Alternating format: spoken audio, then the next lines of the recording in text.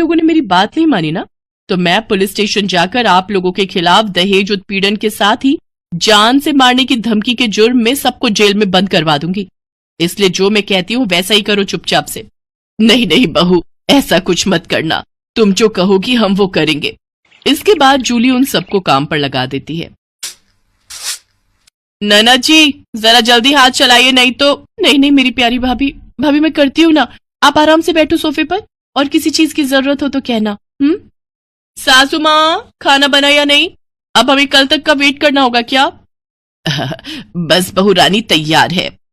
थक हार कर ननद सफाई करके वहीं फर्श पर ही लेट जाती है, जिसे देख जूली कहती है, अब यहाँ क्यों रायते की तरफ फैल गई?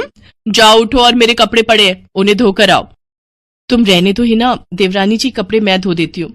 नहीं कोई जरूरत नहीं, मैंने कहा ना आज आपका छुट्टी का दिन है, आप कुछ नहीं करेंगी। उधर सास पसीने से तरबतर होकर रसोई से बाहर आती है और सबके लिए खाना लगाती है। उफ, ये कोई खाना है? इसकी तो शक्ल देखकर ही खाने का मन नहीं कर रहा। ले जाओ ये खाना, मुझे नहीं खाना, मैं अभी अपने लिए कुछ बाहर से ऑर्डर कर रही हूँ।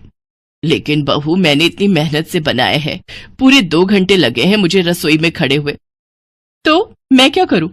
आप ससुर जी ये खाना ले जाकर बाहर कुत्तों को डालाना, और आपको जो मैंने सब्जी लाने का काम दिया था क्या वो आपने कर दिया? हाँ बहू, मैं बाजार से सब्जियां ले आया हूँ। Very good. अच्छा लिसन, शाम को मैंने घर पर पाजामा पार्टी ऑर्गेनाइज की है, तो अब आप तीनों जाओ और जल्दी से जाकर शाम के खाने की तैयारी करो। इसके बाद वो तीनों किचन में जाते हैं। हिना रोते हुए अपनी माँ से कहती है, माँ ये नई भाभी हमारे साथ ऐसा क्यों कर रही है? बड़ी भाभी ने तो कभी हमारे साथ ऐसा नहीं किया। हमारा किया हमारे सामने आ रहा है बेटी, हमने जो बड़ी बहू के साथ किया है उसी की सजा हमें मिल रही है। तभी जूली, हितांश और मानसी भी वहां आ जाते हैं। चलो सासू माँ, आपको अपने किए का एहसास तो हुआ और मेरी सहेली की कीमत भी पता चली। हाँ सासू माँ, मानसी मेरी सहेली है। क्या ये सच है बड़ी बहू? हाँ सासू माँ, ये मेरी बचपन की सहेली है और आगे की पढ़ाई के लिए विदेश चली गई थी। जब इंडिया आई तो ये हितांश से मिली और इन दोनों को प्यार हो गया।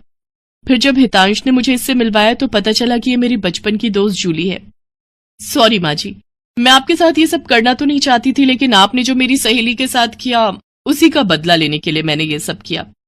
बड़ी बहू हमें माफ कर दे, तेरी तकलीफ को हम समझ ही नहीं पाए। इसके बाद सबने मानसी से माफी मांगी। मानसी ने सबको माफ कर दिया और इस तरह नई बहू का ससुराल में पहले दिन का प्लान पूरा हो गया।